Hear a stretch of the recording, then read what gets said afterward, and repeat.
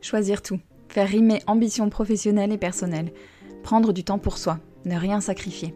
Bienvenue dans Les Équilibristes, le podcast qui invente de nouvelles façons d'intégrer toutes les facettes de la vie le plus harmonieusement et sereinement possible pour œuvrer à l'égalité femmes-hommes dans les entreprises, les organisations et la société plus largement. Pour traiter ces sujets millefeuilles, à la fois intimes, familiaux, sociaux, économiques, vous entendrez ici des conversations avec des femmes, des hommes, des couples, des experts qui choisissent tout et nous livrent ce que ça signifie pour eux et comment ils avancent. L'ambition de ce podcast, vous rassurer, vous faire réfléchir, rire et prendre du recul. Et surtout, vous mettre en action pour construire la recette qui vous convient. Je m'appelle Sandra Fiodo et je suis la fondatrice de Conscious Cultures, une société dont la mission est d'aider les entreprises à comprendre et prendre en compte qui sont leurs salariés, leurs besoins réels et aspirations pour concevoir les conditions qui leur permettront de fournir leur meilleur travail. Merci de votre écoute, je me réjouis de faire avancer ces sujets avec vous. Salut mes équilibristes, je suis très heureuse de vous livrer aujourd'hui le témoignage de Laure Vitou. Laure est une grande sportive, une slasheuse, mère de 2 enfants, épouse, et Laure a vécu l'épreuve de la leucémie à partir de 2019. Pour les personnes qui la connaissent, qui la croisent, Laure est un modèle de force, de courage, d'énergie et de résilience aussi. J'ai eu envie de l'entendre sur l'impact de sa maladie sur ses choix, sur sa philosophie de vie, sans pour autant tout réduire à la maladie parce que ce serait mal la connaître. J'ai adoré entendre Laure sur la place du sport dans sa vie et comment le sport lui a permis de mesurer ses progrès lorsqu'elle était malade. Elle nous parle de ses choix professionnels guidés par la joie de contribuer et le plaisir de servir des projets qu'elle aime.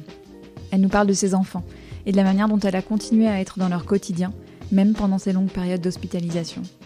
Elle nous parle de son mari, Thibaut, et de la manière dont il a pu continuer à travailler alors que Laure était malade grâce au soutien de son management. On a parlé de rapport au temps, d'émotion, d'acceptation, du soutien des proches et du partage dans le contexte professionnel des séquelles de sa maladie. C'était difficile de trouver un titre à cet épisode, mais j'ai fini par choisir ce qui m'a le plus marqué dans le partage de Laure. La confiance qu'elle a eue et qu'elle a en ses médecins, en son entourage, en la vie, et la force inouïe que ça lui a donnée pour avancer. Merci Laure de nous offrir ta sagesse, et bonne écoute mes équilibristes. Salut Laure. Bonjour Sandra. Bienvenue, je suis trop contente de te recevoir dans Les Équilibristes. Merci de m'accueillir. Laure, on va démarrer par Petite Laure. Petite Laure, quand tu avais, je sais pas, 6-7 ans, tu rêvais de quoi? T'étais comment? C'était comment ton environnement de vie? Moi, ce qui est très chouette dans mon enfance, c'est que j'ai grandi à Collioure. Collioure, c'est un petit village entre Perpignan et l'Espagne, au bord de la mer. Du coup, c'était génial parce que il y a toutes ces vignes en terrasse qui plongent dans la mer. Et j'adorais faire du vélo, j'adorais partir, marcher, courir dans les vignes, me baigner. On avait, si on peut imaginer une enfance un peu paradisiaque, c'était là, on avait un dauphin dans la baie qui s'appelait Dolphy, qui était pas domestiqué non plus, mais qui venait souvent. Et du coup, on sortait de l'école, on allait voir Dolphy. Le sport au primaire, c'était la voile. Donc, on partait des demi-journées entières de l'école pour aller faire de la voile. Ma photo de CM1, on est tous en maillot sur la plage. C'est la photo officielle de classe. Enfin, voilà. Non, franchement, une enfance top, top, top dans cet environnement-là. J'étais l'aînée d'une fratrie de 3, donc un petit frère et une petite sœur, très très proches. On est tous les 3, on a 5 ans d'écart au max. Donc, on a grandi tous les 3 ensemble dans ce terrain paradisiaque. Voilà. Donc, tu étais déjà super sportive toute petite, c'était déjà ton truc. Ouais, ça c'est sûr. L'environnement le permettait. Je jouais beaucoup au basket. Déjà un peu touche à tout en termes de sport. Je faisais du tennis, je faisais de la danse. C'était le basket quand même beaucoup. J'ai voulu faire une section sportive au collège et mes parents en basket, et mes parents m'ont dit ok pour que tu en fasses une, mais pas basket, un sport de filles plutôt. Donc, vrai. Et du coup ça a été la GRS, donc j'ai fait un sport études en GRS. Alors j'ai pas performé dans ce sport-là, ça me laisse pas voilà, j'ai pas de très très bons souvenirs de ces compétitions, mais ça m'a donné envie. Derrière, j'ai suivi la danse moderne, etc. Donc ça m'a donné envie d'explorer d'autres sports. C'était pas si mal que ça. Et oui, en tout cas, je passais mes après-midi sur les terrains. Ça, c'est sûr. C'est marrant parce que nous, on se connaît depuis nos années d'études et j'ai un souvenir de toi. Je me souviens, j'admirais déjà ta vie à l'époque qui était très, très, très remplie de sport, avec plein, plein de choses. C'était vraiment dans ton quotidien, quoi. C'était pas un cours par-ci, par-là. Justement, aujourd'hui, comment tu te présentes, Laure? Tu es qui? Aujourd'hui, une heureuse maman de deux enfants, heureuse femme d'un charmant mari, à mon compte au niveau professionnel, et le sport a gardé une place qui est encore plus, encore plus importante parce que je me suis rendu compte de ce que ça m'apportait. Avant, c'était un loisir et c'est ce qui m'occupait, ce qui occupait mes journées, ce qui rythmait effectivement mes journées à l'EM ou ailleurs, où Mm. effectivement, c'était les entraînements, c'était la vie d'équipe, c'est surtout les sports co, etc. Et là, c'est vrai que c'est devenu quelque chose d'encore plus régulier et d'encore plus important dans le cadre de mon quotidien. Mm. On va revenir sur tous ces éléments que tu as mentionnés là, mais je voudrais qu'on parle de l'arrivée de tes enfants parce que justement, tu avais une vie super riche avec beaucoup de sport, un boulot que tu adorais. Comment ça s'est passé quand tes enfants sont nés? Comment tu as fait de la place à cette nouvelle donne? Ben, ça a effectivement chamboulé un petit peu le quotidien. Ça a fait que, en plus, j'avais un mari qui est très sportif aussi. Et il y avait des moments où c'est vrai que ça ressemble un peu à de la garde alternée alors qu'on vit ensemble parce que c'est le dimanche matin, bah, toi, tu vas courir de 9 à 10, puis moi de 10 à 11 parce que pendant l'autre moment, bah, on garde les enfants et on se relaie. Et c'est vrai que tout était encore plus rythmé et encore plus organisé qu'avant. Mm. Après, j'ai eu la chance d'avoir deux petits bouts faciles qui ont tous les deux fait leur nuit très vite, qui mangent de tout facilement, donc en termes de temps, Ouais. c'est quand même gérable. J'ai aussi, on a aménagé à Toulouse, on était à Paris avant, on a aménagé à Toulouse pour être aussi proche de ma belle famille, qui est une belle famille aimante, chaleureuse, disponible et qui adore passer du temps avec les petits-enfants. Et c'est chouette que les petits-enfants grandissent aussi avec leurs grands-parents. Donc, ils nous aident beaucoup. Et grâce à eux, je n'ai pas eu de choix à faire au niveau professionnel, parce que je suis consciente que j'aurais dû le faire si j'avais peut-être pas eu cette belle famille à côté, parce que effectivement, à l'époque où Lucien est né, je travaillais, mon principal client, c'était la Fédération française de foot. Et je partais, donc j'étais coach éducatif pour les sélections de jeunes. Je partais avec eux dès qu'ils étaient en déplacement à l'étranger, en Coupe d'Europe, la Coupe du Monde, etc. Et j'avais calculé que je dormais moins d'une nuit sur deux sur l'année chez moi. Ouais. J'étais vraiment tout le temps en déplacement. C'était des déplacements assez longs, puisqu'on partait à l'étranger pour une Coupe d'Europe, donc ça pouvait prendre 3 ou 4 semaines. Et c'était difficilement compatible avec cette vie-là. Quand Lucien est né, ça s'est bien passé. Les premiers mois, en fait, ça se passe très bien parce qu'à partir du moment où il était bien dans son environnement, il dormait bien, il y a quelqu'un qui lui donnait à manger, lui faire des câlins, ça allait. Moi, je partais, c'était difficile, mais en même temps, quand j'étais là, j'étais aussi plus disponible que quelqu'un de classique qui a des horaires de boulot. Je pouvais passer des journées entières avec lui. Donc, ça m'allait.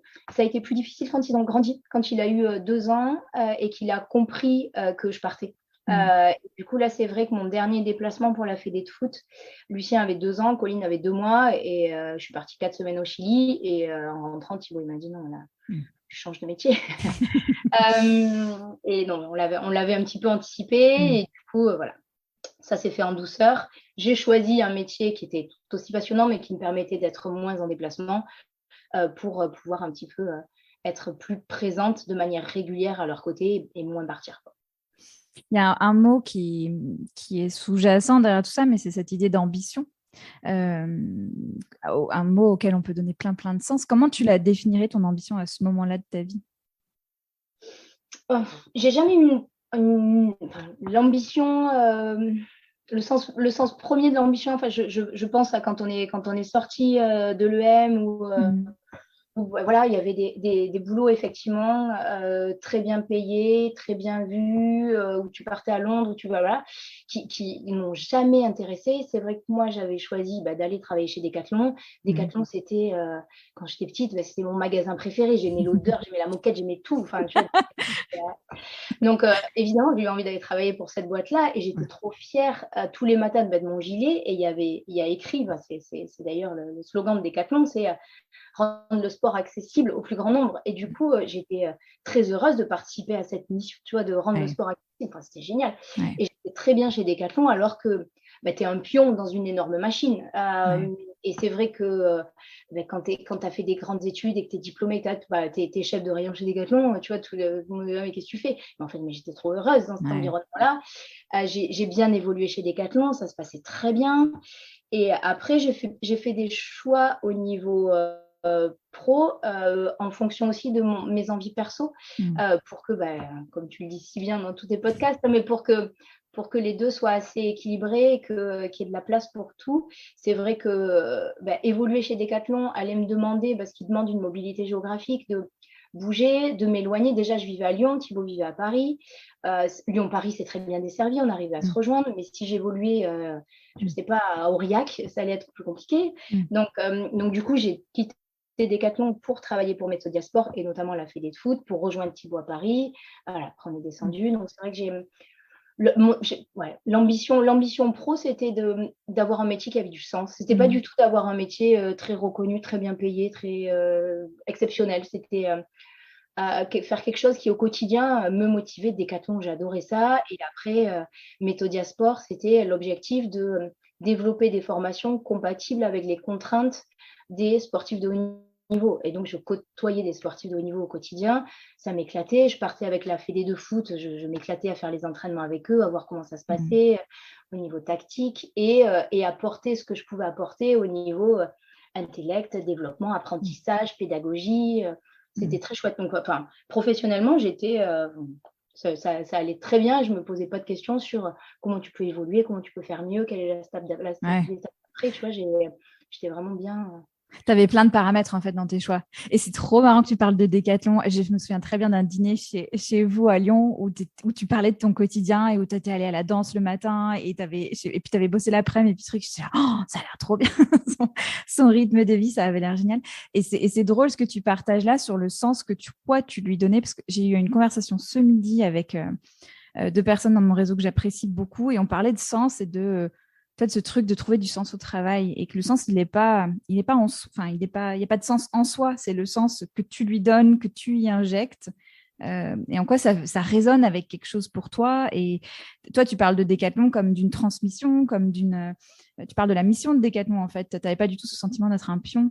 C'est vachement intéressant ce que tu dis. Pas du tout. Et en fait, ils sont très forts là-dessus sur vraiment dans quelle mission, dans quel projet, dans quelle vision tu t'insères. Ils nous ont beaucoup fait travailler là-dessus. Et moi, tout ce que j'ai appris chez Decathlon en tant que manager, je l'ai appliqué dans mes autres activités pro. Parce que tu déclines vraiment la vision du PDG, du fondateur, est déclinée à l'échelle de la France, à l'échelle du magasin, à l'échelle de ton rayon, à l'échelle de chaque vendeur. Et tout le monde s'insère dans ce projet-là. Et du coup, ouais, ça a vachement de sens de travailler chez eux. Enfin, moi, en tout cas, ça ouais. Alors, en 2019, tu as été diagnostiquée d'une leucémie. Comment tu décrirais la période qui a suivi ce diagnostic ? Le chaos. Effectivement, février 2019, et j'étais en pleine forme. J'avais couru 10 km le matin. J'étais en réunion à ce moment-là, donc je travaillais pour Proval, qui est le syndicat des joueurs de rugby professionnels. J'étais en réunion, ce qu'on appelle une commission paritaire, donc avec le syndicat des clubs, des joueurs, où on négocie la convention collective. Donc, c'est des réunions techniques où je me concentre, je laisse mon téléphone dans mon sac. Et en fait, l'oncopole m'a appelé 4 fois dans la journée. J'ai pas décroché. Je reçois un texto de Thibaut qui me dit il faut qu'à 16h15, tu sois à l'oncopole. Je dis très bien, ma réunion se finit à 16h, je trace, j'y serai. Et je réfléchis pas du tout à oncopole, alors que c'est clair, oncopole, cancer, c'était évident que ça c'est quelque chose. Pas du tout.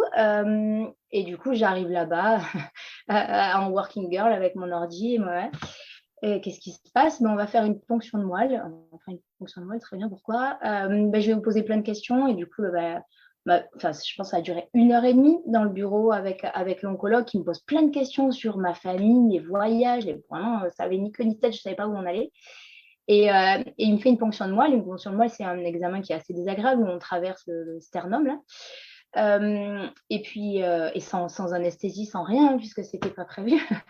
Et puis après, on se rassoit. Il me fait maintenant, je peux vous le dire, vous avez une leucémie. Je dis qu'est-ce que vous me racontez? Ça fait 1 heure et demie que je suis là. Si j'avais une leucémie, vous me l'aurez peut-être dit dès le début. Mm. Non, j'avais besoin de faire l'examen, donc il fallait que vous soyez calme. Donc, je sais, mais si vous avez fait l'examen, c'est que vous ne savez pas. Et en fait, j'étais vraiment dans le challenge de tu me racontes n'importe quoi. Je suis en forme, je n'ai pas une leucémie.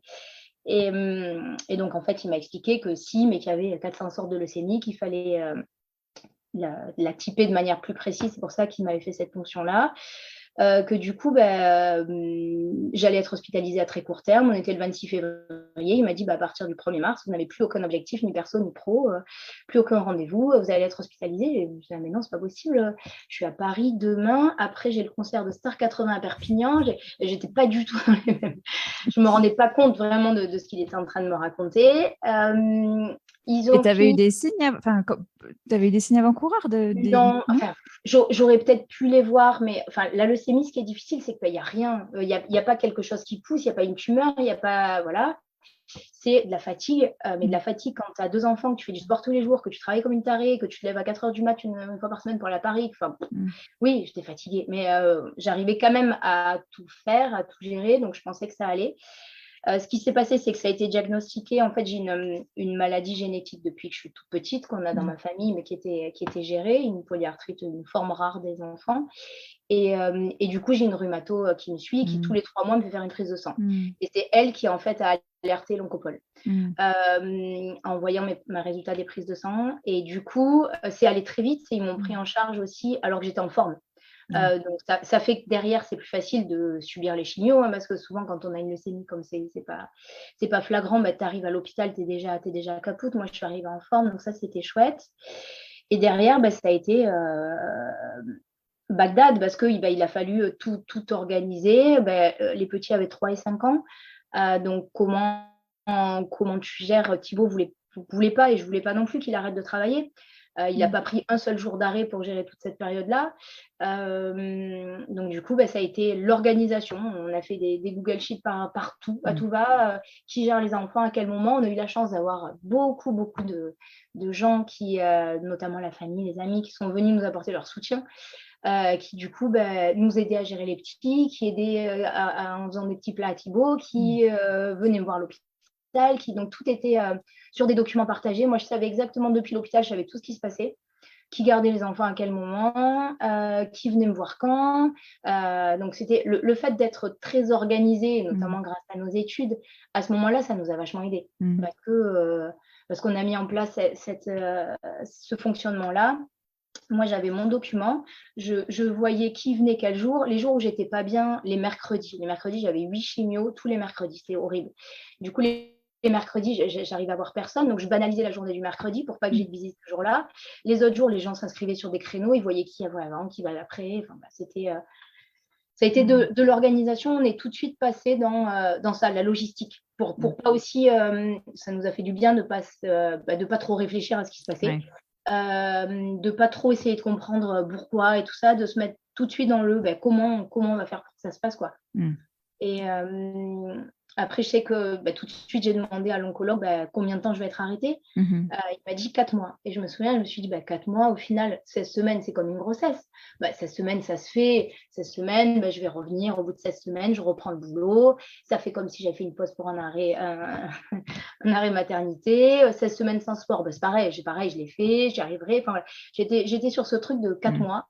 Et après, je rêvais qu'après 4 mois de chimio, poum, du jour au lendemain, c'est bon, ça va mieux. Alors que prendre 4 mois de chimio, derrière, il faut te relever. Ça, je l'ai capté petit à petit.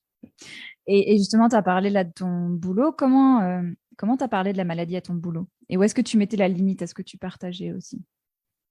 Ça a été hyper dur. Parce que, en fait, à Proval, j'avais été nommée 4 mois plus tôt directrice générale. Et j'avais été nommée directrice générale par la volonté des salariés qui avaient demandé à ce que ce soit moi qui prenne le lead. Du coup, c'est vrai que ça se passait hyper bien. J'étais en train de mettre en place plein de choses. Ils étaient contents que je sois là, j'étais contente d'être là. Et du coup, ça a été, enfin, je leur ai annoncé, je me suis mise à pleurer. En face, ils pleuraient aussi, donc ça a été hyper dur.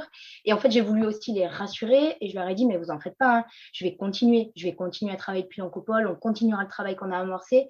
Et c'est vrai que du coup, je me suis mis aussi une pression supplémentaire parce que à l'Oncopole, je travaillais.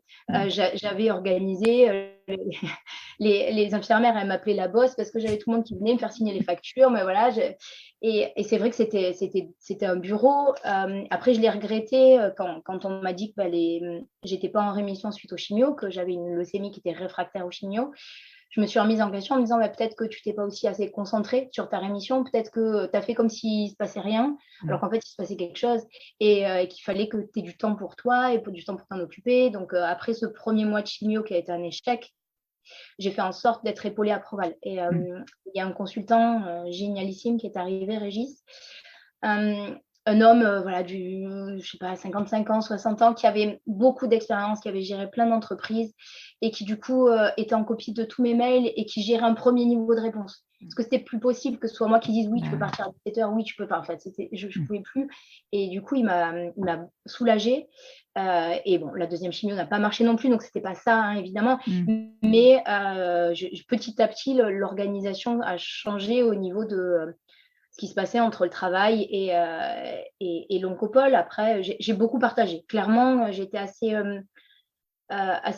j'ai parlé librement de ce qui se passait avec les salariés, avec ma famille, sur les réseaux sociaux. Je partageais, ça me faisait du bien de raconter. Et toi, c'est intéressant ce que tu dis là. Il y a eu comme des étapes finalement d'acceptation de, en fait, il se passe quelque chose. Enfin, il y a une situation, je peux pas continuer la vie comme avant en parallèle. Ça demande une pause. Comment ça s'est passé pour toi, cette espèce d'étape d'acceptation ouais. Petit à petit, en fait, tout prend du temps. Au début, on se dit ça va aller vite. Je me focalisais sur à chaque fois la prochaine étape. Là, je suis hospitalisée, ils m'ont dit pour 4 semaines. Bon, dans 4 semaines, qu'est-ce que je vais faire? Je vais prévoir une semaine, on va partir là. Et j'y allais étape par étape. Et en fait, je pense qu'ils ont l'habitude aussi, les médecins, à chaque fin d'étape, tu avais un truc qui se rajoutait. Je pense que s'ils me l'avaient dit au début, j'aurais été effondrée. Alors que le fait d'apprendre petit à petit, tu t'y fais. J'étais partie pour 4 mois. Au final, ça a duré 2 ans. Voilà, mais si on m'avait dit 2 ans au démarrage, ça aurait été très, très dur à accepter. Donc, voilà, ça se fait petit à petit. Et puis, c'est des maladies et des traitements qui dépendent tellement des personnes que ils peuvent pas non plus te dire ça va se passer comme ça. Tu vas rentrer dans tel protocole, à telle semaine, il va se passer ça, parce que moi, au bout de 4 semaines, je suis sortie du protocole. Et après, il n'y avait plus de protocole et on avançait au jour le jour. On ne savait pas quel traitement j'allais faire. Et en fonction de la réponse immunitaire, tout s'adaptait.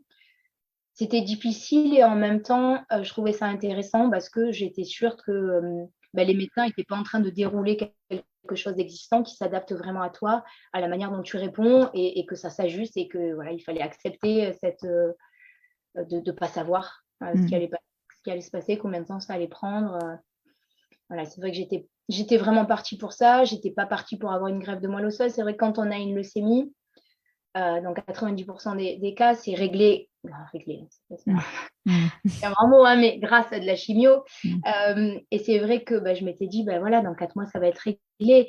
Et quand en fait, tu arrives au bout des 4 mois que ce n'est pas réglé, qu'on te dit, tu vas faire un traitement par immunothérapie, tu découvres ce que c'est l'immunothérapie. Puis après, tu fais de la radiothérapie, donc tu découvres ça. Puis après, tu vas sur une greffe de moelle osseuse et on te dit, ça va prendre 1 an.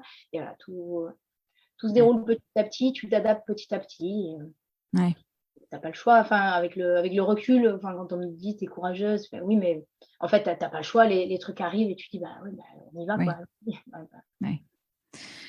Tu as beaucoup parlé de Thibaut et quand on avait échangé en préparation de ce call, tu me dis qu'il avait vraiment été un rock pendant toute cette épreuve. Je sais qu'il y a pas mal de RH qui nous écoutent et tu disais que Thibaut n'avait pas pris un jour de congé, mais tu me disais aussi que voilà ils avaient été très soutenants dans le boulot de Thibaut par rapport à ça. Qu'est-ce qu'ils ont fait ou qu'est-ce que Thibaut a pu demander qui a fait la différence pour vous, pour que ce soit qu'est-ce qui a fait la différence?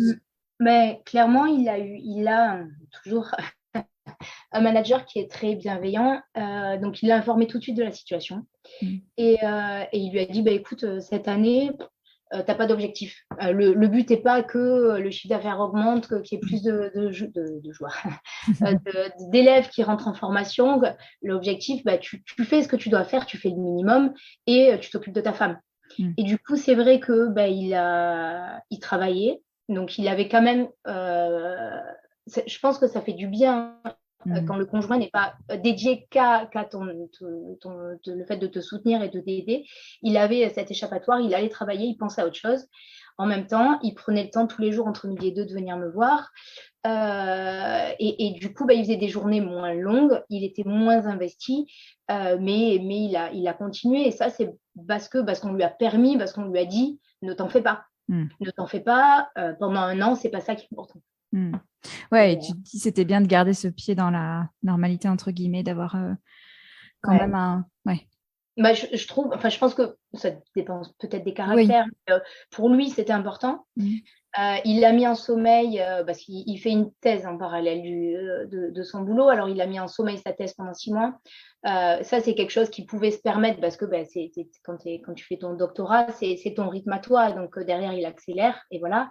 Ça, il l'a mis en sommeil parce que bah, il fallait qu'il gère tout à la maison, qui gère les enfants, qui continue à travailler. Et il était tout seul pendant toutes les phases d'hospitalisation et qui garde du temps pour venir me voir. Donc, c'est vrai que... Voilà, heureusement que son chef a été, je pense qu'il ne s'est pas arrêté aussi grâce à ça. Parfois, le fait de permettre et de rassurer un salarié en lui disant tu peux cumuler les deux, tu peux y arriver, il reste au boulot. Alors que peut-être que si tu lui dis pas et que tu n'as pas ces paroles bienveillantes là, il se dit c'est pas possible et du coup j'arrête quoi. Ouais. Donc je pense que c'est ce management là lui a permis de continuer les deux de front et ça s'est bien passé. Et aujourd'hui il a toujours le même boulot, toujours le même chef et tout va bien quoi. Et les enfants?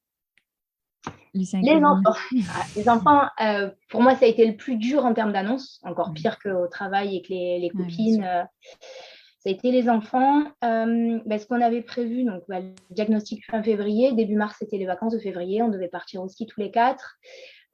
Ça se passait plutôt bien. Moi, j'étais quand même en forme et à l'oncopole, il n'y avait pas de place. Donc, du coup, il m'avait dit ok, vas-y, va à Fort-Romeu. En revanche, je ne fais pas de ski parce que ce n'est pas le moment de te blesser et tout ça. Donc, je suis quand même partie en vacances avec eux. Je leur ai dit que j'étais malade, donc je n'allais pas skier, mais j'étais sur les pistes. Je courais sur les pistes, je les attendais en bas, en haut. Voilà. J'étais là et je savais que du jour au lendemain, l'oncopole allait me dire c'est bon, c'est maintenant. Donc, j'étais prête à ça. Et le jour où ils m'ont appelé en me disant c'est bon, c'est maintenant, c'est ce soir, vous rentrez à l'hôpital. C'était au milieu de la semaine. Et du coup, j'ai attendu que ce soit le moment de la sieste parce que lumière tamisée, etc. Ils ne voyaient pas que j'avais les larmes aux yeux. Et on en parlait, donc ils savaient que j'avais une maladie. J'en avais parlé aux maîtresses, aux instits, avant de partir en vacances, qui m'avaient dit attention aux termes, parce que quand vous allez dire cancer, un petit maternel, il y en a un autre qui va lui dire ma mamie elle est morte d'un cancer, là, et ça fait peur. Alors que leucémie, ils connaissent moins, ça fait moins peur. Donc je parlais de leucémie, je parlais de maladie du sang, je faisais attention à ce que je disais.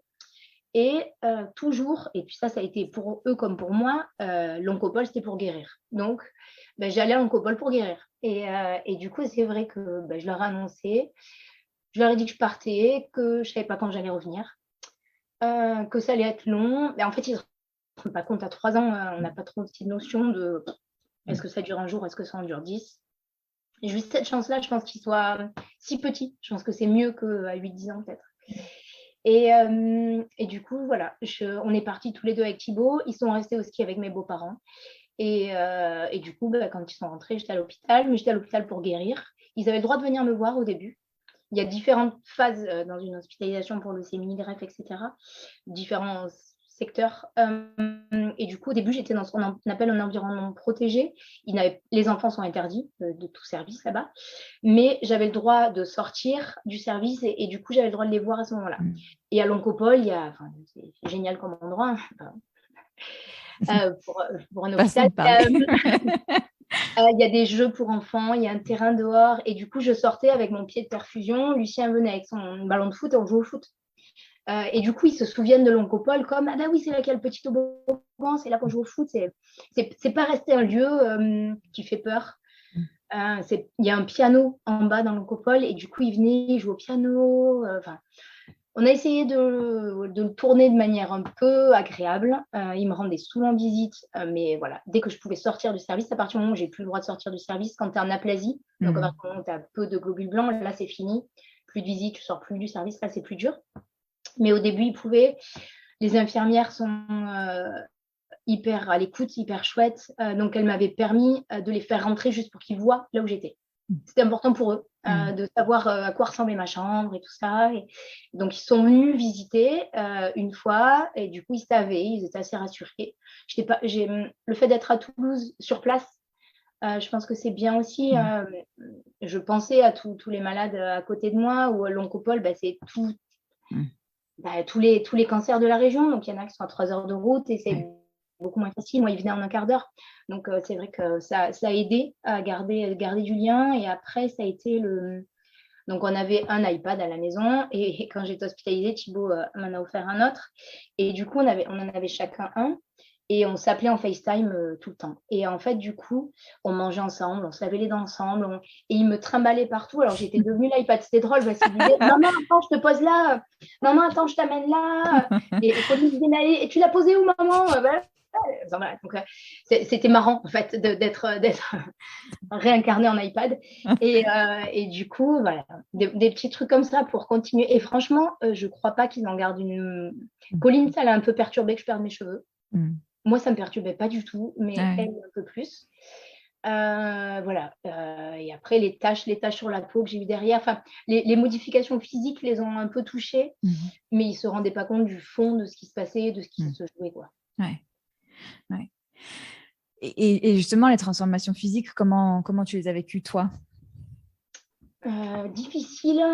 Alors au début, voilà, comme je disais, les cheveux, je l'avais pris vraiment à la rigolade. Je m'étais dit, ouais, tu vas être rasée. Thibaut m'avait dit, si tu veux, on se rase tous en signe de on est solidaires et tout ça. Et donc c'est vrai que j'avais rigolé avec ça. En arrivant à l'Oncopole, j'avais un médecin qui m'avait dit, vous en avez parlé à vos enfants, vous allez être chauve. Je dis, oui. Et en fait, il m'a un peu fait culpabiliser. Je me suis dit, peut-être je l'ai pas pris assez au sérieux. Donc là, ça a été un moment compliqué parce que du coup, j'ai pris du recul, je me suis dit, en fait, tu le prends peut-être à la rigolade et c'est pas drôle, et tes enfants, ils vont être traumatisés, tu vas perdre tes cheveux. Et les infirmières ont vu que j'étais dans ce questionnement-là, elles sont allées me chercher un livre en me disant, voilà, c'est un livre pour expliquer aux enfants le cancer, ok. Et le livre s'appelle Maman a une maladie grave. Waouh, maman a une maladie grave. Bon, commençons à lire ce livre. Et en fait, en le lisant, je ne faisais que pleurer. Et la dernière page, c'est vraiment comment tu prépares un enfant au fait comme ses deux parents vont mourir. Peut-être, il n'y a pas de certitude, mais peut-être. Et du coup, là, j'étais effondrée.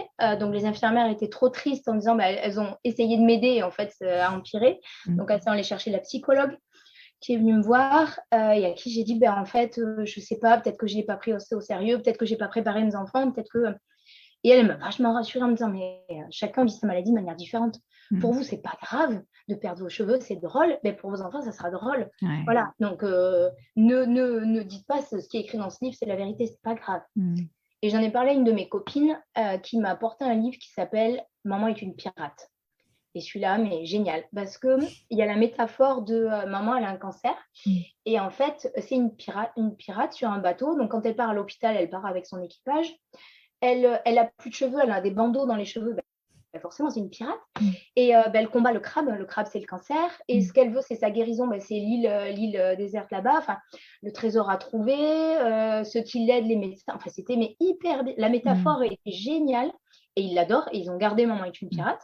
Et ce livre m'a vachement aidée. Donc, il y a des petits trucs qui aident à ce que les enfants comprennent ce qui se passe, mais en même temps, pas tout dramatiser.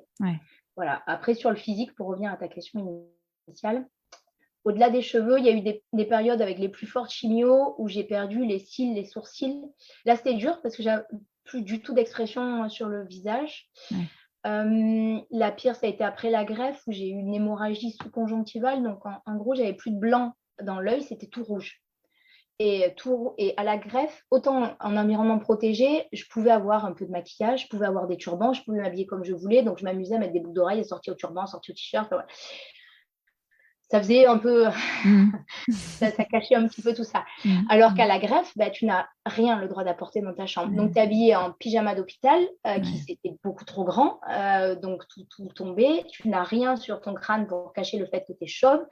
Tu as ta peau toute blanche, toute grise, tu peux rien mettre pour le cacher. Et donc là, vraiment, physiquement, je faisais peur. Et il y a eu des moments où je refusais les FaceTime avec les petits. Ouais. Et là, pareil, j'ai dû voir la psy à ce moment-là en lui disant, mais en fait, je n'accepte pas qu'il me voit comme ça, c'est possible. Mm. Et elle m'a dit, mais c'est pas grave, faites des audios. Pendant un Mm. moment, faites des audios. Mm. Et en plus, tu avais tous les tuyaux. En fait, le fait de t'es nourri par sonde gastrique, donc tu as un tuyau dans le nez. J'avais à un moment, j'étais sous assistance respiratoire parce que ça, c'était un peu mal passé. Donc, tu as un tuyau avec l'oxygène. Tu as un tuyau dans le porte-à-4 où tu as tous les médicaments qui arrivent. Et en fait, tu as des tuyaux partout. Et enfin, sur le haut du corps, donc ça se voit quand tu appelles en vidéo. Donc, ça me. Ouais, il y a des moments où je me disais, tant mieux qu'ils ne puissent pas venir, quoi. Parce Ouais. que j'ai pas envie qu'ils me voient comme ça. Ouais. Voilà. Après, quand tu sors, quand petit à petit les tuyaux s'en vont, déjà ça va mieux. Et quand tu arrives chez toi, ben là, voilà, tu te remets un turban dans les cheveux et ça va, quoi. Mais Ouais, tu pouvais sortir un peu après. à partir du moment où tes globules blancs Ouais. repassent au-dessus d'un certain seuil. Donc, ça a été long. Hein. La greffe, je suis restée 38 jours. Donc, 38 jours sans qu'ils puissent me venir du tout. Et là, c'est l'hospitalisation la plus stricte. Tu peux avoir que 2 visites par jour. Il faut qu'une personne dans la chambre. En plus, personne peut te toucher, peut approcher ton lit, etc. Donc, je pense qu'avec les enfants, c'est horrible. Tu les vois, mais tu n'as pas le droit de leur faire de câlins. Il valait mieux pas qu'ils rentrent dans la chambre.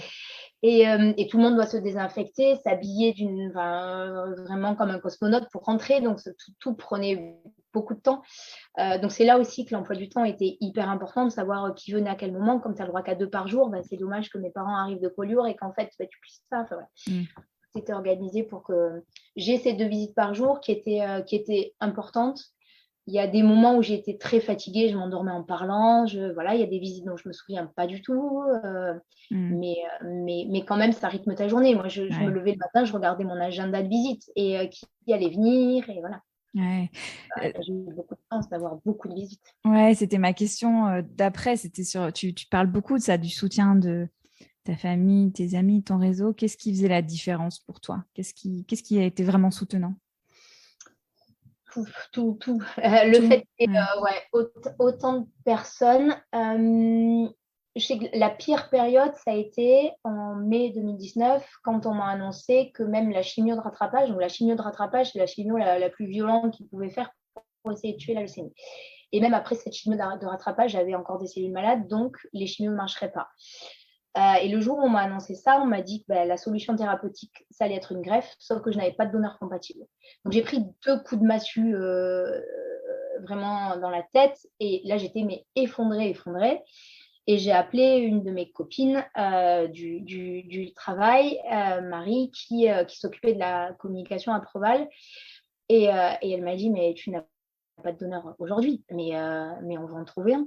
Et en fait, elle a commencé à faire naître la possibilité de communiquer sur le don de moelle et de faire en sorte qu'on en parle et qu'on trouve quelqu'un. Alors, je savais que ça allait être compliqué parce que si par hasard ils arrivaient à me mettre en rémission, il fallait que la greffe arrive très rapidement et que les process d'inscription sur les registres, ça prend des mois. Donc, mais c'est pas grave, en fait, je voyais pas le côté compliqué, je voyais le côté, allez, lance-toi là-dedans. Et donc, elle a appelé 3-4 joueurs médiatiques qui ont tous dit, oui, pas de souci, on communique là-dessus. Et c'est parti. Et du coup, le matin, je me levais, je regardais, il y a eu tant de dizaines de milliers de vues sur tel truc, cette vidéo, elle marche, telle personne en parle. Et ça a été hyper, pour moi, ça m'a vachement soutenue, même s'il y avait des gens que je ne connaissais pas, les gens qui me connaissaient, qui en parlaient, ça me plaisait particulièrement, mais le fait que tout le monde en parle comme ça a été très chouette sur les réseaux sociaux. Ça a été tous les amis qui sont mobilisés. On a des vies, voilà, quand tu as 35 ans, tu as un boulot qui te prend du temps, tu as les enfants qui te prennent du temps, tu as ta vie. Et ils arrivaient tous à trouver du temps pour venir toutes les semaines. J'ai un de mes copains qui venait toutes les semaines jouer à un jeu de société avec moi. Et du coup, et c'était trop bien parce que j'avais de l'énergie pour pas grand-chose. Mais on jouait, alors peut-être qu'ils faisaient semblant en plus de me laisser gagner, mais du coup, c'était pas de jouer à des jeux de société. On a eu une dérogation un soir pour faire une soirée coinche. Normalement, il n'y avait qu'une personne dans la chambre. Ils ont gentiment accepté qu'on soit 3. Ils m'ont dit, bon, une soirée coinche, mais vous buvez que du coca. Voilà. Et, on a joué. Enfin, je trouve que mes copains, ils ont été hyper présents. L'équipe de foot, mon équipe de foot à Toulouse, ça a été dur quand je leur ai annoncé. La capitaine, elle a explosé en sanglots. Et donc, c'est très difficile quand toi, tu l'annonces et que l'autre se met à pleurer. Et en fait, elles ont fait un truc où tous les jours où j'étais à l'hôpital, il y en avait une différente. Alors, elles avaient fait des t-shirts, toutes Team Vitou, donc là, mon nom, mon numéro, etc. Et elles le prenaient en photo dans des endroits différents. Chaque jour, j'avais un mail d'une joueuse différente de l'équipe avec mon maillot de foot dans un autre endroit et qui me racontait quelque chose, des blagues ou des... ça, c'était chouette. Et il y avait le fichier partagé qui s'appelait Voir Laure et lui raconter des blagues, qui était aussi hyper sympa. Thibaut avait mis en place un WhatsApp où chaque personne qui venait me voir, après, faisait un petit débrief. Et du coup, ça m'aidait parce que plutôt que raconter toujours la même chose aux gens qui m'appelaient, ils avaient déjà un premier niveau d'information sur comment j'allais. Ils savaient les jours où il ne fallait pas m'appeler parce que je n'y arrivais pas. Les jours où il y avait des bonnes nouvelles, elles étaient déjà données, mais moi, si j'avais envie de les redire, je les redisais. Les jours où c'était des mauvaises nouvelles, je n'avais pas besoin, moi, d'en reparler. C'était mis sur le WhatsApp, tout le monde était au courant. Ils m'appelaient pas. Enfin, voilà. Ça permettait vraiment de diffuser l'information de manière globale avec tous les gens qui se sentaient concernés, mes amis, ma famille, c'était chouette. Le groupe Facebook a aussi beaucoup aidé. Après, c'est pour la famille, je pense que c'est particulièrement difficile. Je pense notamment à mon frère qui a repris la pharmacie de mes parents à Collioure. Mais du coup, quand tu as une pharmacie, tout le monde sait dans le village où tu es à ces moments. Et du coup, quand tu veux avoir des nouvelles, tu vas voir mon frère. Et il me disait, alors tout ça, il me l'a dit a posteriori, pendant les événements, je ne savais rien. Mais a posteriori, il m'a dit, mais en fait, Laure, les jours où ça allait pas, c'était horrible. Parce que les gens venaient me demander des nouvelles, ça allait pas, je devais donner des mauvaises nouvelles, après j'allais pleurer derrière, après je revenais servir, après j'allais... Et du coup, je pense que pour l'entourage qui a dû raconter, c'était particulièrement compliqué. Ouais.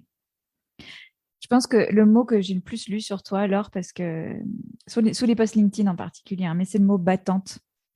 Parce que tu es quelqu'un qui a un mindset, une force mentale absolument incroyable. Alors, j'ai 2 questions par rapport à ça. C'est d'une part, comment tu l'as nourrie et entretenue, cette force-là? Et comment tu as composé avec la peur? Bonne question. Alors, moi, j'avais pas, moi, l'impression de l'être une battante. En fait, j'avais juste l'impression que les choses, elles arrivaient et que j'avais pas trop d'autres choix, en fait. Quand on me dit, ça marche pas, ça marche pas. OK, qu'est-ce qu'on fait? Quelle est la prochaine étape? Enfin, à aucun moment, je me suis dit, tu as le choix entre dire oui ou dire non. Et dire non, ça va mal se passer. Dire oui, ça va bien se passer. En fait, j'ai beaucoup fait confiance. Ça, c'est vrai. Je pense que je viens d'une famille où tout le monde est médecin. J'ai confiance en eux. Et du coup, je me disais, s'ils te disent qu'il faut faire ça, il faut faire ça. J'ai essayé d'écouter, j'ai essayé d'appliquer. J'ai essayé de comprendre aussi. C'est vrai que tout le système, les globules, comment ça fonctionnait, à quoi servait la moelle, pourquoi je devais avoir tant de transfusions. Enfin, j'ai essayé de tout comprendre, de faire des schémas, de tout ça, ça me plaisait. Ouais, tu te documentais beaucoup, tu lisais plein de trucs. Ouais. Je posais beaucoup de questions, c'est difficile d'aller voir sur Internet parce que t'as peur. Je posais beaucoup de questions. Les infirmières étaient vraiment très chouettes, les médecins aussi. Je trouve que j'ai été très bien soignée, très bien accompagnée à tous les niveaux. C'est des maladies où il y a eu beaucoup d'évolution ces derniers temps et c'est vrai que c'était un peu... Au début, tu as peur. Je sais que quand mon oncle m'avait appelé en me disant waouh, tu as de la chance d'avoir ça aujourd'hui parce qu'il y a 20 ans, tu étais morte en 3 jours. Et c'est vrai que je suis dit, et en fait, ça fait vachement de progrès. C'est des histoires ça ressemble un peu à des maths, je trouve, les mathos. Donc, j'aimais bien. C'est vachement logique, intéressant. Et pourquoi on choisit ça et pourquoi on fait ça et les effets secondaires de tel médicament. Donc, tout ça, je l'ai essayé de comprendre. Mais tout le temps en faisant confiance. J'ai jamais refusé un traitement où on m'a dit ça, il faut le prendre. Très bien. Je l'ai pris. J'ai essayé de combattre les effets secondaires comme je pouvais. C'est-à-dire, la chimio te donne envie de vomir, tu as des nausées, les odeurs sont désagréables. Donc, je mangeais en bouchant le nez par moment parce que c'était hyper désagréable, mais je savais qu'il fallait que je mange pour essayer de trop maigrir. Donc, je mangeais en bouchant le nez, mais je me forçais à manger, ça oui. Je me forçais à faire du vélo. Alors, on a la sauce des greffés de moelle osseuse de Midi-Pyrénées, mais comme d'autres assos locales, nous fournissait à ceux qui voulaient des vélos d'appartement ou des vélos elliptiques dans les chambres. Comme on n'a pas le droit d'ouvrir la porte, la fenêtre, de franchir, c'est vrai que ça faisait du bien et moi, je me forçais à en faire tous les jours. Il y a des jours où quand tu as l'hémoglobine qui est basse, tu te lèves, tu as la tête qui tourne, mais voilà, je me forçais à monter sur mon vélo, à pédaler. J'avais une petite enceinte et je me mettais la musique à fond. C'est vrai que parfois les infirmières sont en train de me dire, mais on est où ici? Et bien, j'avais ma musique et je faisais du vélo. Et voilà, j'essayais de rendre l'hospitalisation la moins désagréable possible. Après, on avait la chance d'avoir une vue aussi qui était agréable. Toutes les chambres des hospitalisations longue durée, on donne sur les Pyrénées. Enfin, les jours où il fait beau, on voit les Pyrénées. Et du coup, tu t'imagines dans la montagne. J'avais essayé de me préparer, j'avais fait un peu de sophro pour les moments très désagréables. Essayer de, voilà, j'ai fait à ce moment-là un peu de méditation. J'ai exploré plein de choses pour accepter ce qui se passait et pour rendre le truc le moins désagréable possible. De toute façon, j'allais passer 4 mois dans un hôpital. Bon, voilà, il fallait, en ayant mal partout, et il fallait essayer de faire en sorte que ça se passe le plus possible, quoi. Ouais. Et sur le volet peur? En fait, ce qui est très particulier, c'est que j'arrive pas à me dire. Il n'y a pas un moment où je me suis dit ça va pas marcher. En fait, je me suis dit tu vas guérir. C'est des maladies qui se guérissent. Alors, il y avait évidemment plein de chances que ça ne marche pas, mais je ne les voyais pas. Les médecins, au début, quand on leur pose la question, je me souviens d'un entretien pré-greffe, c'est un entretien qui dure 2 heures. On a plein d'informations, on doit être accompagné pour y aller. Donc, je suis allée avec Thibaut, on prenait plein de notes et on leur a dit, mais en fait, combien il y a de chances de survie? Et ils ne te répondent pas. Ils te disent, en fait, on ne donne pas de statistiques parce que, imaginez, il y a 90% de chances de survie, vous êtes dans les 10%. Et imaginez au contraire, il n'y en a que 10% et vous êtes dans les 90%. Enfin, donc, non, il n'y a pas de stats, il n'y a pas de chance, il n'y a pas de. Voilà. A posteriori, j'ai vu que c'était 2 chances sur 3. Et du coup, je me suis dit, en fait, il valait mieux que je n'ai pas cette stat-là parce que si j'étais hospitalisée en me disant, il y a une chance sur 3 que tu meurs, voilà, ça aurait été plus difficile. Je préférais ne pas savoir certaines choses. Donc, je me suis fiée à ce qu'on me disait, à ce qu'on acceptait de me dire en me disant, mais c'est pour ton bien qu'on te dit ça ou qu'on ne te dit pas ça. Il y a un moment où mon cerveau s'est mis complètement en off. Enfin, j'ai complètement déliré. Je racontais n'importe quoi. J'appelais Thibaut en disant je fais des petites maisons rouges et jaunes à la craie sur ma couverture. Et quand je me suis réveillée, quand je suis redevenue consciente, j'ai eu une discussion avec ma belle-sœur qui est infirmière en réa. Et je dis mais en fait, qu'est-ce qui s'est passé entre ces 3 jours? C'est horrible. T'imagines, je ne me souviens pas. Mais qui a fait ça? Et elle m'a dit mais en fait, c'est un mécanisme de défense. Ton cerveau, il n'a pas envie de se souvenir de ces 3 jours-là, il ne s'en souvient pas. Donc, accepte-le. Et c'est vrai que, oui, ok, je ne me souviens pas de ce qui s'est passé. J'étais sûrement très, très mal. Et voilà, j'oublie.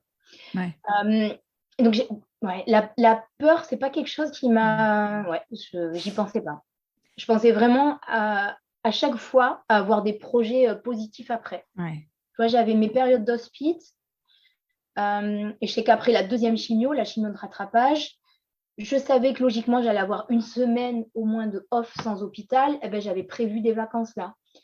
Entre mes 2 périodes d'immunothérapie, on m'avait dit on te laissera une semaine sans côté à être à l'oncopole. Pareil, c'était ces petits moments-là où j'allais respirer et partir.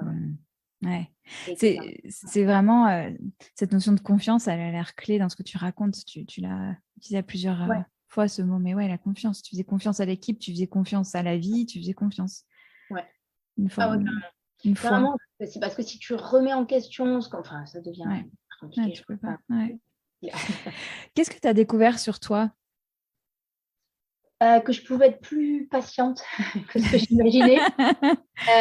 C'est vrai que je faisais 12 000 choses à la fois, que je voulais que tout soit bien rempli, tout bien organisé, tout bien prévu. Là, ce n'était pas le cas. Et du coup, tu acceptes que tout va prendre du temps. En fait, quand tu te lances, c'est pas un choix, mais quand on te diagnostique un cancer, on te dit tu seras peut-être guéri dans 5 ans. Imagine, c'est pas comme une gastro où tu prends ton mal en patience pendant 3 jours. C'est peut-être dans 5 ans. Et là, tu vois, j'avais 35 ans, je me dis, bon, mais peut-être qu'à 40 ans, j'irai bien. Et c'est vrai que, voilà, tu dis, la notion du temps, elle s'étire vachement euh, et tu acceptes ça. Tu acceptes qu'il y ait des blancs, qu'il y ait des périodes où il se passe rien, qu'il y ait des périodes où tu ailles mal. Voilà. Ouais, t'acceptes. Ouais. Je voudrais qu'on reparle un petit peu de sport parce que tu viens de rentrer des Jeux européens des greffes. Et alors, j'ai même pas réussi à suivre le nombre de médailles que tu as gagnées dans un nombre incroyable de sports, mais bravo, enfin, c'est assez fou. Ça, c'est quelque chose qui vraiment m'a fait du bien. Ouais. Quand on en a parlé, j'étais hospitalisée à l'Oncopole.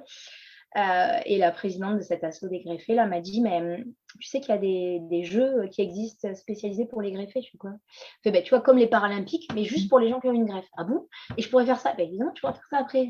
Et du coup, c'est vrai que on était en 2019 et donc les Jeux avaient lieu à Vancouver à ce moment-là. Je me suis dit, waouh, t'imagines peut-être un jour tu feras les JO. Et du coup, c'était un exemple de truc hyper positif qu'il y avait après. Et ce après, il était dans très longtemps. Parce que on était en 2019, j'avais pas encore eu ma greffe. Je savais pas comment ça allait se passer. Derrière, il y a une réaction qui s'appelle la GVH post-greffe qui a été terrible pour moi. Ça m'a pris un an de plus. Et là, je viens de les faire, donc presque 3 ans après. Et ouais, c'était l'aboutissement d'un projet que j'avais en tête depuis longtemps et qui montre, ouais, j'espère, montre à quel point le sport est important dans ce parcours de rémission. Donc, comme je disais, moi, j'en ai fait tout le long à l'Oncopole. Je faisais des concours de gainage avec les infirmières. Donc, voilà, on ne peut pas faire grand-chose. Hein. J'ai le vélo elliptique et un tapis. Donc, je faisais ce que je pouvais. En sortant, c'est vrai que en fait, le sport permet de matérialiser tes progrès. Au début, j'arrivais à marcher 300 mètres, enfin déjà à tenir assis, ça a été le premier truc. Mais tu vois vite à quel point tu avances. Il y a des assos qui existent qui sont super. Moi, j'ai bénéficié d'un programme Partners qui est en plus très bien tombé. Pour tout le monde, le Covid, ça a été compliqué, mais pour moi, c'est vrai que ça a été un moment où tout le monde j'étais enfermée à la maison de toute façon depuis 9 mois. Voilà, là, tout le monde était avec moi, donc c'était au final plus agréable. Et à ce moment-là, ils m'ont livré un vélo d'appartement à la maison avec un programme et un coach disponible à distance qui me remettait à jour le programme en fonction de ma fréquence cardiaque, des données, etc. Et pendant 3 mois, et ça m'a aidé à vachement faire redescendre mon cœur parce que avec tout ce qui s'est passé après la greffe, mon cœur battait beaucoup trop vite. Du coup, j'étais en surconsommation de tout. Et du coup, grâce au vélo, j'ai réussi à le faire redescendre. Et je le voyais que d'un jour sur l'autre, ça allait mieux. Je voyais que j'arrive à courir un peu plus longtemps, j'arrive à courir un peu plus vite. Donc ça me faisait vachement bien. Et c'est vrai que tous les médecins me l'ont dit. Il y avait j'ai découvert un type de médecin génial qui s'appelle onco-réhabilitateur. Donc celui qui te remet sur pied après un cancer, donc un médecin positif, c'est ce qui n'est pas évident. Les pauvres souvent ils des trucs où tu te dégrades et lui il est de l'autre côté, donc c'était et puis un type formidable. Et du coup lui, il m'a aussi fait vachement faire de tests physiques, il m'encadrait dans cette progression-là, il m'encourageait. Et puis, ce que j'ai adoré, c'est qu'il ne s'est pas contenté de me dire, bon, c'est bon, maintenant tu remarches, tout va bien, tu as des performances classiques, blablabla. Il savait que pour moi, c'était important d'aller au-delà et il m'a vraiment aidé. Il m'a dit, bon, là, on dépasse le stade de l'onco-réhabilitation, on est dans la performance sportive, mais il m'a aidé là-dedans, quoi. Et donc, ça a été hyper important pour moi. Et ces jeux, ça a été l'occasion de croiser d'autres personnes qui ont toutes subi une greffe, donc soit de moelle osseuse, soit d'organes. Donc, ils reviennent de loin, enfin, c'est tous des survivants et qui sont en vie grâce à un don. Ça aussi, c'est quand même très beau. Enfin, c'est quelqu'un qui t'a donné la vie, soit de son vivant pour la moelle osseuse, soit malheureusement pas forcément pour les organes. Et du coup, à un moment, on a fait une ovation à nos donneurs et donc tout le monde était debout dans un théâtre magnifique à Oxford en train d'applaudir et donc tout le monde pleurait en applaudissant aux donneurs. Enfin, c'était hyper émouvant. Et voilà. Et ceux qui sont là, ils s'en sont sortis. Ils ont envie de faire du sport, ils ont envie de rencontrer d'autres personnes. Donc, c'était une super semaine. Ah ouais, j'imagine. T'es slasheuse maintenant, tu le disais tout à l'heure, t'es à ton compte. Oui. J'imagine que toutes ces épreuves ont impacté aussi ta manière de voir ta vie professionnelle. Qu'est-ce qui guide aujourd'hui tes choix pro? Ou est-ce que Non, ça a changé d'ailleurs? Peut-être pas. alors ça l'était déjà un peu, comme je te disais, mais mes choix pro ont quand même souvent été dictés par des convictions perso et des envies perso. Après, là, c'est vrai que le fait d'être à mon compte, encore plus que quand tu es salarié, tu choisis avec qui tu travailles, tu choisis pour quel projet tu mets de l'énergie. Et donc, c'est vrai que ça, c'est super parce que j'ai l'impression de passer mes journées avec des gens avec qui j'ai envie de passer mes journées, de passer mon temps à travailler sur des projets qui ont plein de sens. Et du coup, c'est hyper agréable et j'adore ce fonctionnement. En plus, j'ai pas besoin de dire, bah, là, je suis pas dispo, je suis à l'hôpital, là, je suis à mon compte, je gère mon agenda comme je veux. Quand je suis à l'oncopole, personne n'est au courant que je suis à l'oncopole. C'est pas un problème. Le lendemain, je vais assurer voilà. Et ouais, je pense que ce qui a changé, c'est cette capacité encore plus de choisir et de pas parfois subir une décision qui te pousse à faire quelque chose pour laquelle tu penses ne pas avoir de valeur ajoutée ou tu penses que c'est contraire à ce que tu avais envie de faire. Voilà, là, tout va dans le sens dans lequel j'ai envie que ça aille. Ouais. Et je travaille vraiment en plus qu'avec des gens qui sont au courant de ce qui s'est passé. Je travaille beaucoup avec d'anciens, ceux avec mon ancien patron, des anciens collègues. Et du coup, tout le monde sait pas d'où je viens et tout le monde l'accepte. Et je trouve ça voilà, hyper, hyper beau, en plus de leur côté, d'embaucher quelqu'un qui est en rémission d'un cancer, quoi. Donc, ouais. j'aime bien cette vie de slasheuse. Ouais. Parce que qu'est-ce qu'il y a entre tes slash? Qu'est-ce que tu as comme activité? Alors, il y a la partie coach avec la fédé de foot, du coup, que j'ai repris. Donc, je l'avais arrêté en me disant c'est pas compatible avec une vie de famille. Et c'est mon mari qui, quand il a vu à quel point ça a été compliqué après la greffe au niveau pro, il m'a dit mais t'adorais ça. Pourquoi tu le refais pas maintenant? Les enfants sont plus grands, je pourrais gérer. Et du coup, j'ai rappelé la fédé et ils m'ont dit évidemment, on t'accueille les bras ouverts. Et bon, ça a été super de repartir faire ça. J'ai rappelé comme ça des anciennes personnes pour lesquelles j'avais donné des cours, j'ai fait des choses et tout le monde dit tu viens, tu me dis ce que tu veux faire, tu me dis à quelle heure tu dis et tu viens et tu le fais. Et, voilà, ça c'est dans la formation, ouais. Ouais, formation beaucoup. Je redonne des cours. J'ai toujours adoré le contact, la pédagogie, etc. Et là aussi, je partage, comme je partage de toute façon sur les réseaux sociaux ce qui se passe, les gens, la plupart le savent. Et l'effet secondaire que j'ai, qui est le plus dérangeant aujourd'hui, c'est une kératite sévère dans les yeux. Donc, c'est une sécheresse oculaire qui fait que je dois mettre des gouttes toutes les heures. Quand on est face à des étudiants pendant 3 heures, forcément, ils vont voir que tu te mets des gouttes dans les yeux. Donc, j'ai choisi l'option sincère. Et donc, au démarrage, quand on se présente, je leur dis, voilà, j'ai fait ça. Et puis, j'ai eu une leucémie. Dans les suites de cette leucémie, j'ai des problèmes aux yeux, je vais mettre des gouttes. Et là, il y a aussi une notion de respect. Et même avec les petits footballeurs en équipe de France, tu leur racontes ça, ils t'applaudissent. Et derrière, mais il y a du respect, de l'empathie, presque un peu je protège, je fais attention. Du coup, ça crée une relation qui est un peu différente et qui est hyper agréable, et notamment dans l'enseignement. Je trouve qu'ils sont encore plus à l'écoute qu'avant. Et voilà, donc je me dis pas que c'est un handicap. Au final, c'est pas non plus un avantage. c'est un handicap. J'arrive à travailler. Je sais que j'en ai discuté avec quelqu'un d'autre qui a eu une leucémie et qui retravaille à son compte et qui me dit moi, mon angoisse, c'est les jours où j'y arriverai pas. Les jours où j'arriverai pas à me lever, où je dois avoir un groupe en face, les jours où j'y arriverai pas. Et c'est vrai qu'il y a ça. On est plus faible que les autres, on est plus sujet à toutes les infections, on a un système immunitaire qui est diminué. Voilà. Moi, j'ai eu une grippe cet hiver. J'ai passé 10 jours au lit avec 42 fièvres. Mais 10 jours, les gens normaux, c'est 3-4. Toi, c'est beaucoup plus long. Le Covid, il a duré 3 mois. J'ai été positive au test PCR pendant 3 mois. Parce que ton corps met vachement plus de temps à l'évacuer. Donc, tu as ça qui est difficile. Et pareil, c'est d'accepter. J'avais jamais eu d'arrêt maladie avant ça aussi. C'est d'accepter de dire non, là, je peux pas, quoi. Mais les gens comprennent. Donc, tu repositionnes, tu fais de ton mieux. Et tu t'organises et ça le fait, quoi. Ouais, c'est encore cette idée de finalement d'acceptation et de te dire bah, les limites, elles sont là et je compose avec. Et donc, c'est une évidence pour les autres aussi, finalement. C'est comme ça. Ouais, ouais, t'as peur, mais en fait, ça se passe bien. Ouais, ouais. Et on en a un tout petit peu parlé, mais j'aimerais bien qu'on creuse ce sujet-là. Mais comment tout ça a changé ton rapport au temps? Mais c'est cette notion de patience, Ouais. de plus longue durée, ouais, de te dire, bah, tout ne se passe pas si vite. Mm.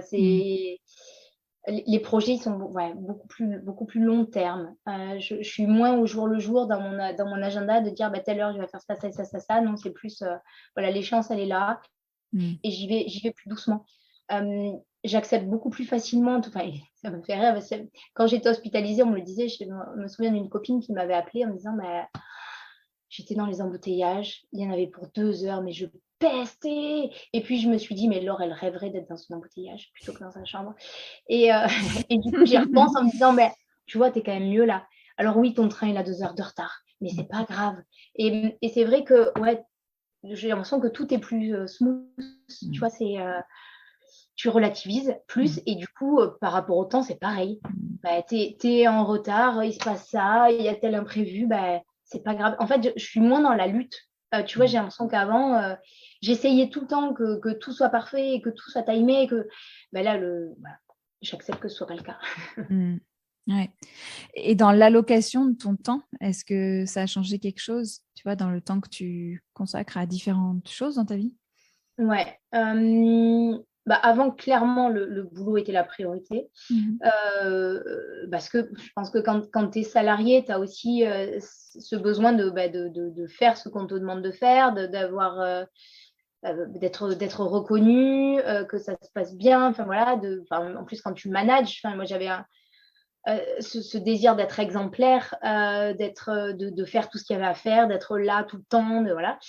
Là, j'ai moins ça et j'ai beaucoup plus, j'ai en tout cas gardé en tête ce que m'ont dit les médecins, de dire, ben, là, l'objectif premier, c'est pas ton travail. Ils ont accepté que je retravaille vite parce qu'ils m'avaient dit, après la grève, c'est 1 an minimum d'arrêt. J'ai dit, mais 1 an, mais c'est trop long, mais pourquoi? Moi, je resterais remise plus vite, évidemment. Mais non, pas du tout. C'était vraiment très, très long. Et j'étais pas capable de retravailler avant 1 an, mais j'étais greffée le 19 septembre et j'ai repris le 14 et on était en train de ça, s'il vous plaît, je veux retravailler. Voilà.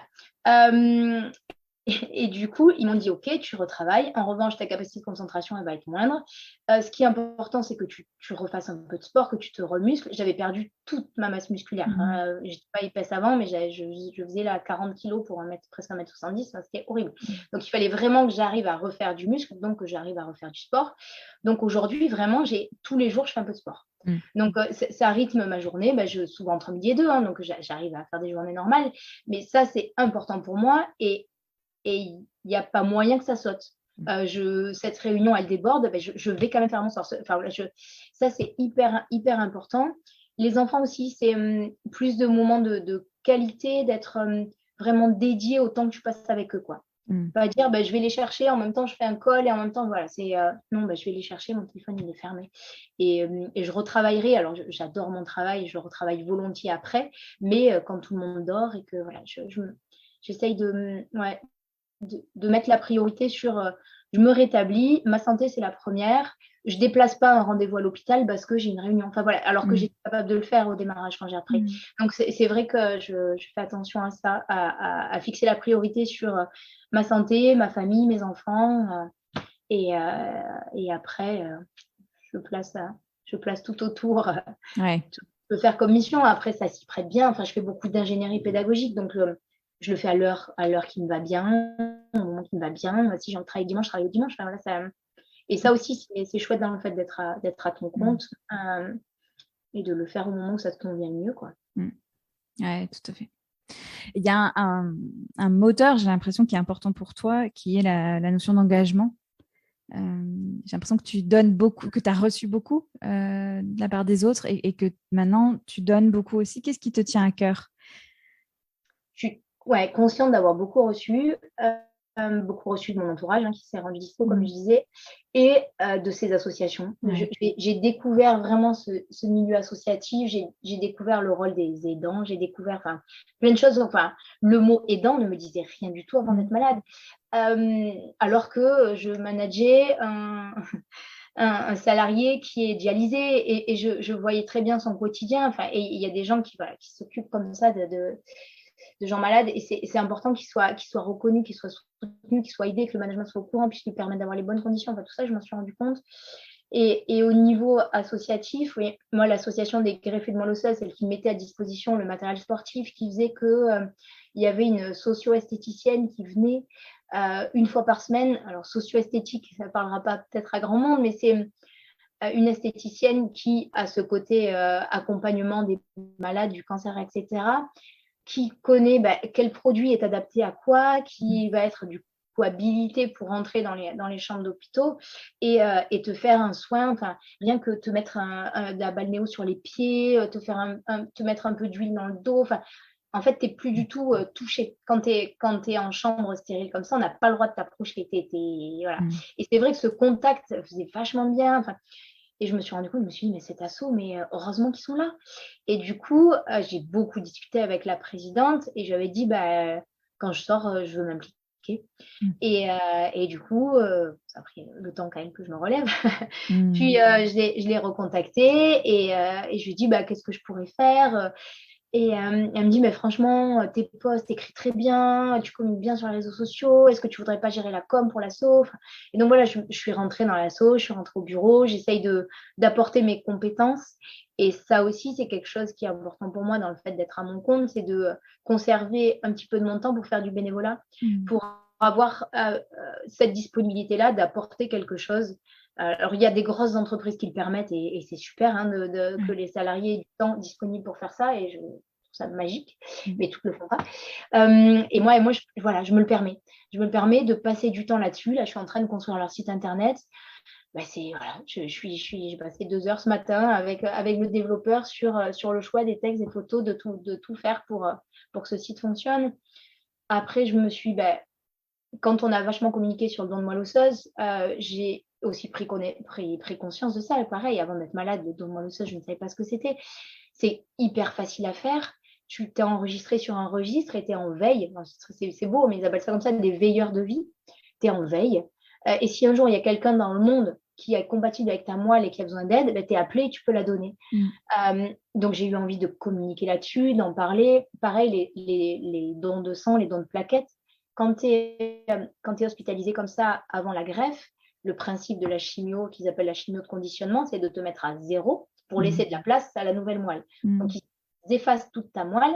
La moelle, son rôle, c'est de produire le sang. Donc là, tu ne produis plus de globules rouges, tu ne produis plus de globules blancs, tu ne produis plus de plaquettes. Malheureusement, les globules blancs, on ne peut pas les transférer. C'est ce qui fait que ces hospitalisations sont très longues parce qu'il faut attendre que toi, tu repartes. Mais les globules rouges et les plaquettes, tu les reçois dans des poches de sang parce qu'il y a des gens qui volontairement, régulièrement, vont donner leur sang. Et tout ça, franchement, quand j'étais de l'extérieur, oui, j'allais faire un don du sang parce qu'après, tu avais un gâteau, mais tu ne te rends pas compte de l'impact que ça a pour ceux qui sont malades.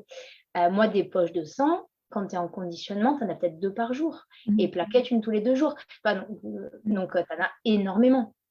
Donc, tu as besoin de ça. Donc, oui, quand le FS, donc l'Établissement français du sang, m'a contacté pour que je fasse une vidéo pour inciter les gens à donner leur sang. Enfin, ouais, tout ça, je donne de mon temps, de mon image, de ma personne, tout ce que vous voulez pour mobiliser, pour que les gens le fassent. Parce que je me suis rendu compte de tout le bien que ça faisait. Enfin, tout simplement, sans eux, tu ne peux pas maintenir en vie des patients qui sont atteints de maladies du sang. Donc, c'est hyper important de le faire quand tu es en bonne santé, d'aller régulièrement donner ton sang.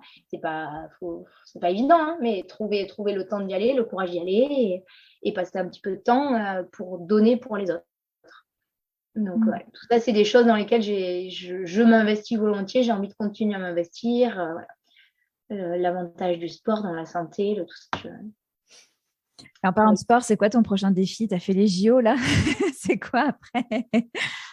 Ce que j'ai fait, que j'ai bien aimé, je l'ai fait l'année dernière, mais je vais refaire une autre version cette année. C'est un raid qui s'appelle Des Fidèles, qui en plus reverse une partie des fonds à la lutte contre le cancer du sein, etc.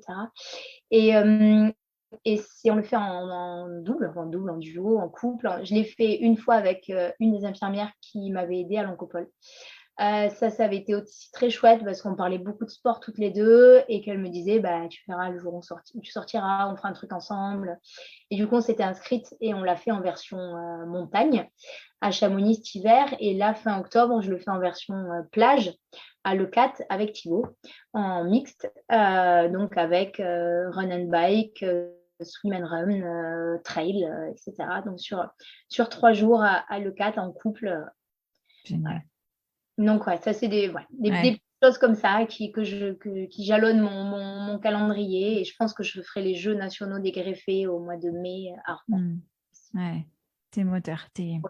Ouais. J'ai une dernière question pour toi alors, c'est de savoir, c'est ma question rituelle. Elle est presque toute petite par rapport à ce que tu viens de nous dire, mais de quoi tu es fière?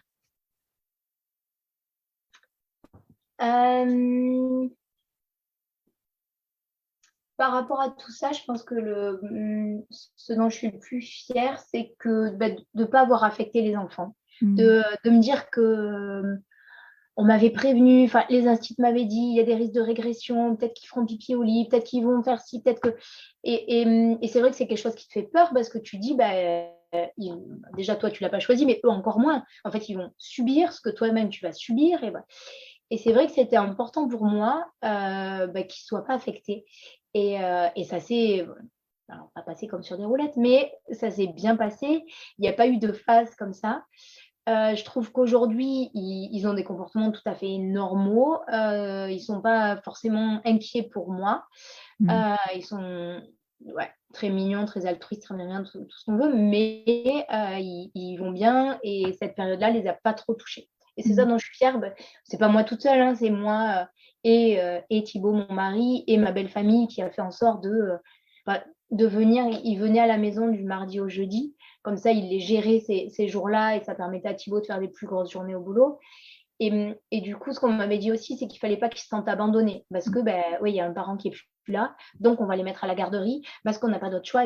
Et donc, c'est vrai qu'on a essayé de répondre à tout ça pour pas qu'ils se sentent abandonnés. Et grâce à toute l'aide qu'on a eue, tous les parrains, marraines qui les ont pris en vacances, franchement, ils ont eu des périodes où j'étais à l'hôpital, ils étaient pas malheureux grâce à toute l'aide qu'on a eue.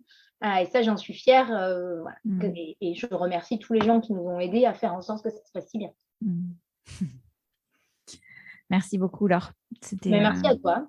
Merci de nous avoir partagé ça. Je pense qu'il y a des messages pour tout le monde, des gens qui vivent ce que tu as traversé, des gens qui soutiennent, des gens qui vivent ce que tu as traversé. Et puis tous les autres, ça nous sensibilise aussi à comment on peut contribuer, comment on peut réagir, comment on peut aider. Il y a plein de pistes dans ce que tu nous as partagé.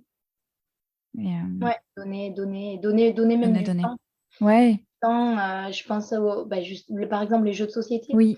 Je veux dire que tout le monde peut s'investir dans une asso qui visite les patients enfermés dans des chambres d'hôpitaux pour aller jouer un peu avec eux.